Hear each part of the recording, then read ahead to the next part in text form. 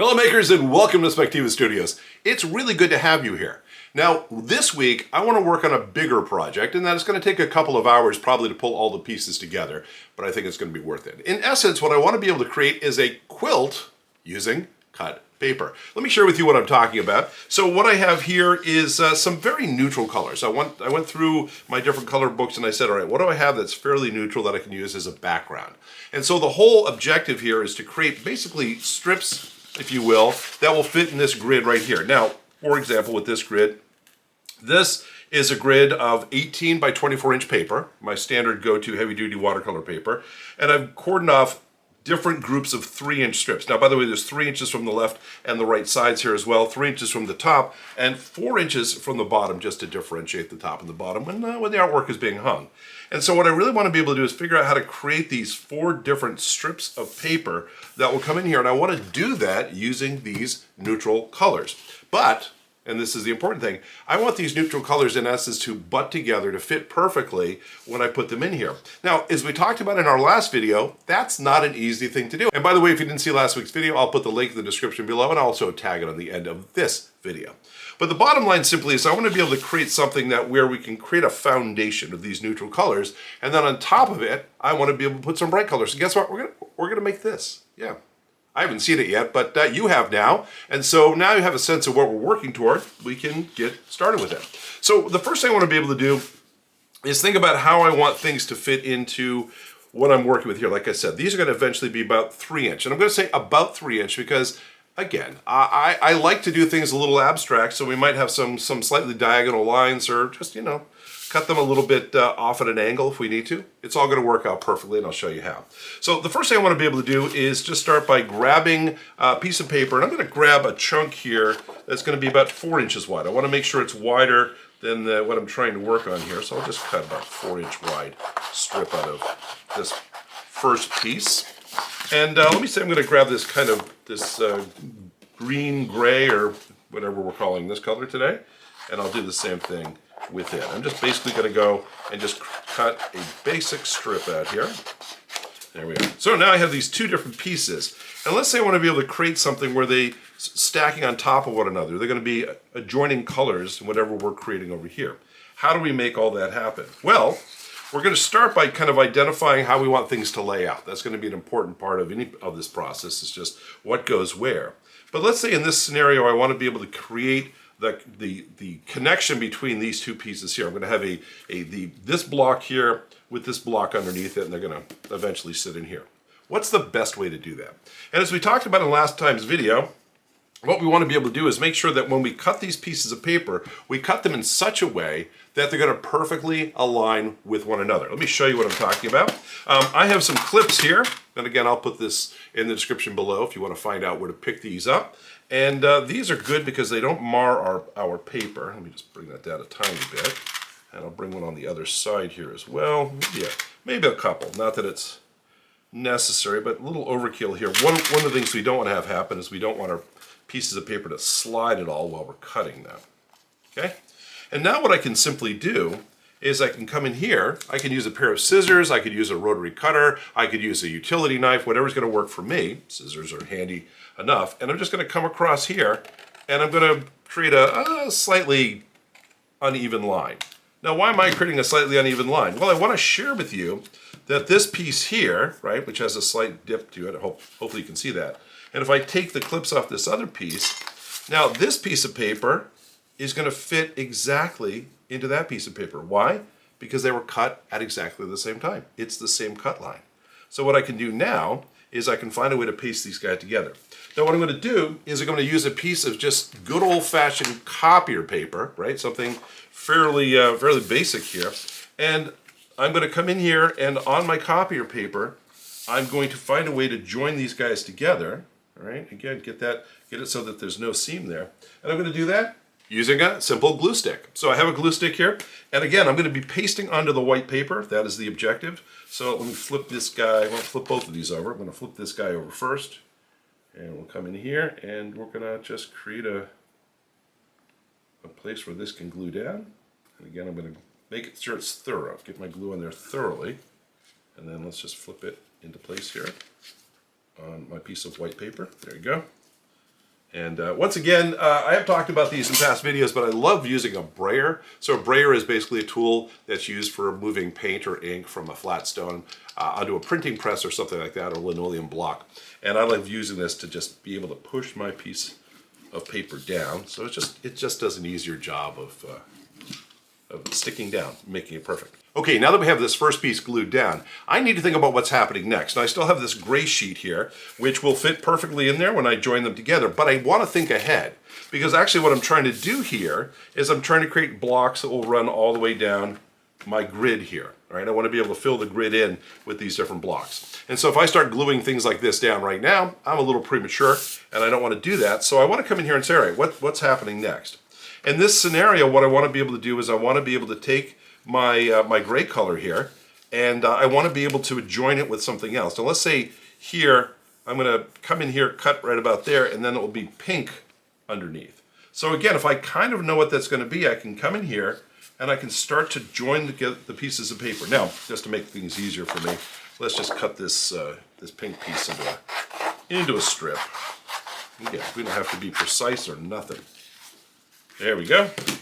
And so now, when I come in here, and by the way, I want to make sure I'm on the right side. When I come in here, put that over. Make sure it matches perfectly. There we go. And by the way, one of the things you might do here when you're working with your paper is just figure out which side is the upside, which side is the downside. That's going to make a huge difference. So just because I'm moving these around and I don't want them to get lost, this is the upside. They fit perfectly together. I'm going to just flip this over. I'm going to just put a light X on it with my pencil. Again, nothing too dramatic. I just want to be able to go, oh, that's the gluing downside. Okay. So now with this known, I can come in here and I can take my gray piece and I can mesh it up with the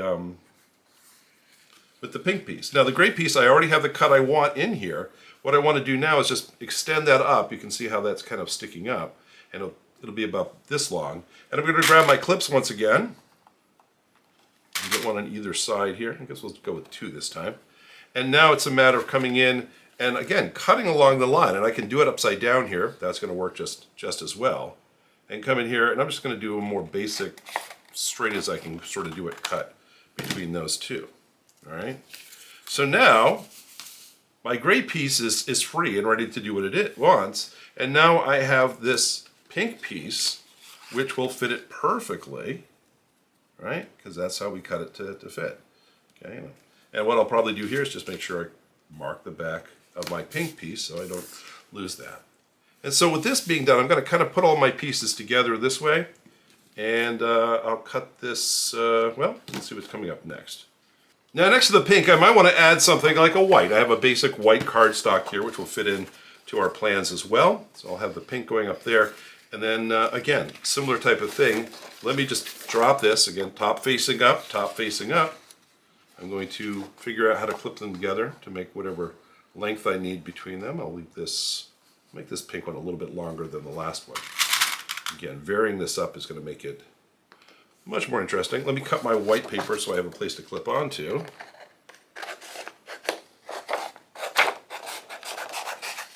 There we go.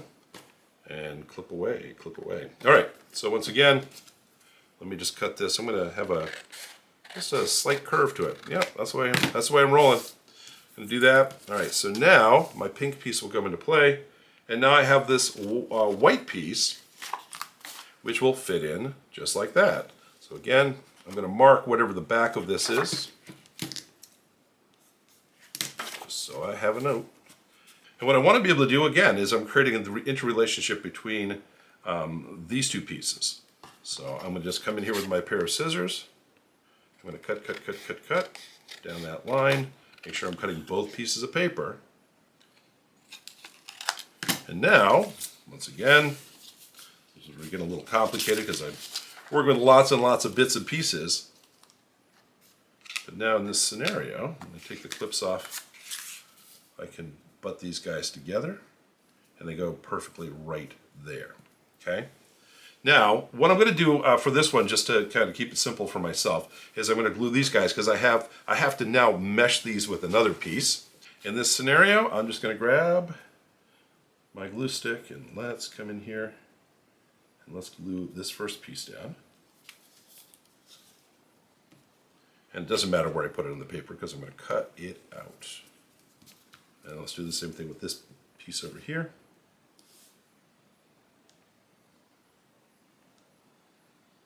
Beautiful. I'm going to mesh that right where it needs to go. Look at how tight that is. Look at how nice and tight that is. No white showing between those two. Beautiful, beautiful. And again, I might take my brayer, just squish those down, make sure they're nice and tight in there. Now, why did I make this as a separate piece on a piece of paper? Well, because I still need to fit this in with what's going on. And if I want to join this with the previous white color that I have, then I'm going to need to be able to have a place to start. I'm going to come in here, I'm going to just loosely cut this guy out. Again, just get it off the copier paper. And talk about how to create an interrelationship between it and this other white piece. Now again, good thing, this is why you mark the back, because after you handle them enough, you're like, which is the upside? I want this white piece to fit into this pinkish piece up here, and now I want it to join up with this piece right here. So once again, I'm going to simply come in here, and then let's say it's even on a slightly at an angle, right? I'm going to come in here like this, bring it slightly on an angle. So now, get rid of that. That's our white piece. There's the angle. And now, guess what? We have a perfect connection between these two pieces, this white piece and now this two-tone piece. Bring those together. Those are going to fit just fine. Now what's coming together here, by the way, is we have our white up here, we have the green here, we have the pink hitting into that, we have the white coming into that, and we have a two-tone color here. We're almost all the way down through the length of the colors that we want here. And again, the objective here is to create an interesting series of blocks, and I'm creating just one grouping of blocks. When I'm done with this, I'm going to go create the next grouping of blocks, and we'll bring them together. So I'm going to take a few moments. I'm going to get this sheet glued up. I have a few more columns to make as well. So I'm going to go off and do a little bit of that. And when we get back, I'm going to show you how we're going to take each of the columns and work with them to create the final grid. And then we'll be able to start actually building on top of that. So hang on just a second. For you, it's going to be a moment. For me, it might be a couple of hours, but I'll be back soon. Okay, welcome back. Now I've been able to work on these different strips, and as you can see in front of me, I have 4 of them now. And again, we're designing this based upon the idea of each strip is around 3 inches wide to cover the full border that we put on our paper. But what I want to be able to do here now is try to create a relationship between each one of these strips. And while I can come in here and cut straight, perfect 3-inch, 3-inch, 3-inch, of course, I also want to make sure that the seams between each one of these is also as tight as possible. To kick things off, I'm going to start by just working on, I'll say this strip is going to be the strip that's going to be all the way over on the left-hand side. I'm going to build from left to right in this scenario. And so what I need to be able to do is to get my, my quilting roller here in place. And again, the beautiful thing about this is it gives me an opportunity to be able to see through it. And I want to work this down one of the lines here on my mat. That's really the objective. So if I can kind of get this piece of paper in here, and again, just line this top and bottom on my mat. At least it gives me a nice straight edge to start with. Now I'm going to use my rotary cutter here, which again, this is one of my favorite tools to do anything with. It's a round razor blade in here, and I'm just going to come back down here. Hopefully you can see this, and I am going to go and just run a straight line up the side here. It looks like I have a little bit still hanging on down here. And there we are. So I'm going to do that. I'm going to give it a few minutes for the glue to dry. I may hit it with the brayer a few more times as it's gluing down, just to make sure that we don't end up with anything that's lifting off the paper, and just make it look as good as possible. But this is just our foundation. This is just the background for what I really want to be able to do, and that's the fun part, which is going to be to really decorate this up. So when we get back, we're going to come in here and we're going to use some bright colors to really pop against these neutral colors and really bring this thing to life. See you in just a few moments. Okay, welcome back. Now, I've had an opportunity for my my sheet to dry a little bit here, and during that time, I dug around in my scrap bin for some scraps of different colored papers that we have, and you can see I have quite an assortment here. And I don't want to go too crazy in too many different colors, but I do want to come in here and make sure I have a really interesting a bunch of colors because I'll be honest with you, the background colors here, that's not my standard palette. I like things that are rather bright. And what we want to do now is come in here and I want to be able to cut, and I want to call them basically loose rectangles or squares. Not super rounded, but not super square either, if that makes any sense. And I want to be able to come in here and utilize that and kind of dress these different sections up. Now some, we might have a one square on top of another square, and another one we might have the squares side by side. Where I have the two different colors, I might decorate those differently. We'll kind of play around with it. Again, there is no right answer on what we do here. It's a matter of really coming in here and saying, all right, let me make a square. So I'm going to cut this, and I'm going to cut this, and look at that. It's not square, but it's square-esque. That's what we're aiming for. And this would look really good, like right in here. It would kind of fit. So again, I'm going to just be brave here. I can either come in here and dry fit these. Maybe we'll do that first. That's always a smart thing. It's less about being brave and less about being not stupid. Let's see, the next color I'm going to grab some of this orange here. And again, I'm making myself a bit of a rectangle or a square with that. And I don't mind if the corners are not perfect there. I'm going to put this one right in here. Or I can also set it up like that if I want. So that's a good thing. Let's come in here. I'm going to do use some of this blue color here. Let's kind of do that. And we'll do that. And there we go. That's kind of the relationship that I'm thinking about, is between, you know, I have this piece and this piece. Again, these bright splashes of color that are going to really come in here. I like how that's working out. So once again, I'm going to make sure I have a gluing sheet, since I don't want to get glue on my masterpiece here. And so I'll just use, again, a piece of copy or paper does really well there. And then if I just come over here and say, all right, let me pop open a new glue stick. It's time for celebration. It's a new glue stick time. We'll come in here. And again, I'm just really just trying to create an interesting splash of color, but also an interrelationship between these two pieces. Not only is that color going to come through, but also the texture, the combination of these colors and the shape of them is a big part of what's coming through as well. Okay, and we'll get those in place. So there's one of my squares done. All right, but that's what I'm going to do. So the objective here is just to go through, find combinations of colors, and start to fill in the squares individually. Some will have one other square in it. Some will have multiple pieces. It's going to depend on what's going on. I'm going to try to mix the colors around best I can so I don't end up with anything too saturated in one area. But that's the objective. So let me get to that. When I get back, I'm going to reveal what I've come up with, and then we'll talk about how to handle this next. Welcome back. Now, as you can see, we've had an opportunity to go through the color bins, find some things that work really well together. And really the last thing here to do is just to get an eraser and to get some of these extra lines here at the bottom. I'm going to use my my big white eraser, but we'll get that all cleared up here. And you may notice in here, one of these things is not like the other. Yeah, so I'm going to call this piece Outlier just because we have one. But anyway, this is the whole principle behind this. Again, how do we take these different pieces of paper, make them go together smoothly? And again, these are fairly straight lines, so it's not too hard to make that happen. But again, the goal here is to try to do something best we can.